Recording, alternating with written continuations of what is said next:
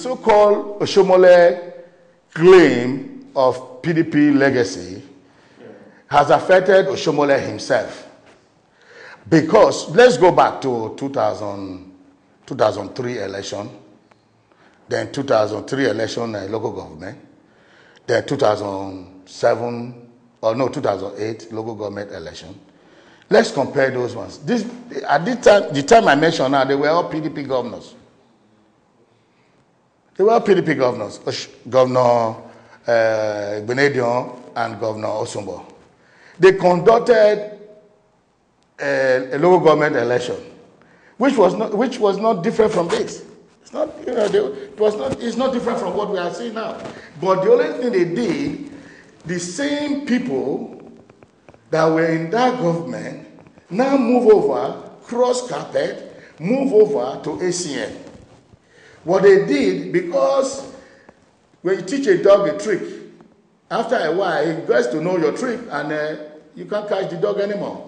So what they did, those PDP chieftains that mess up the PDP, that move over to ACN, who are now the HCN chieftains, that were key players in the old PDP, right? They now perfected the new way of rigging election.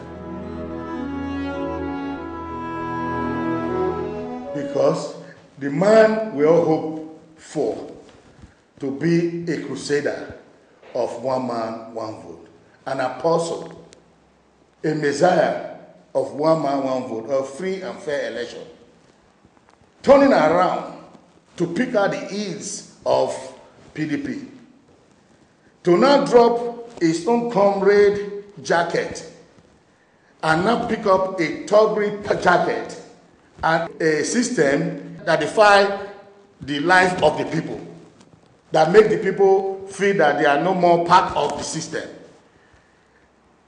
That make the people not to, say, whatever you do, it's not my business. You vote, whether you vote or not, we'll write it. It doesn't count. But this is a man we all believe, we're looking up to and say, hey, we have a Messiah. Now we'll have a free and fair election. Let me tell you from Labour Party point of view. It came to a point where my party members came to me and said, Chairman, from what we are hearing, they are still going to write the election just the same way they were doing it in PDP those days. That it's the same guys that were in PDP who did that havoc then, that are not here. There's no way they will advise Oshomole to allow a free and fair election to be carried out.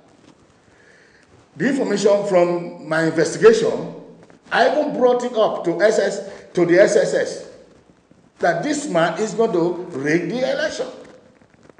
Because, number one, if a man imposes a candidate, he would defend that candidate to the end. That is, he's going to rig the election for the candidate.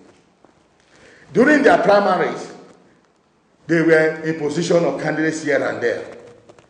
It was not the candidates they brought were not the people's candidate. Some of them were just imposed by Oshomole and the leaders. So there definitely you will have some kind of resistance. People going to resist them.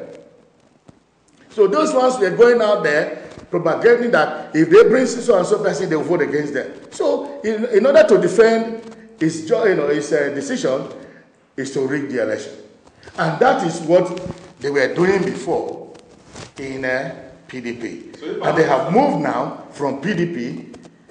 They have moved from PDP now to ACN, and they have perfected a new style that, hey, we know we are going to rig the election, we are going to write the election, but let's do it in a more civilized way. How do we do it? Frustrate them. Frustrate those people that are going to vote. Because we now know that some of the candidates are not worthy of going for election.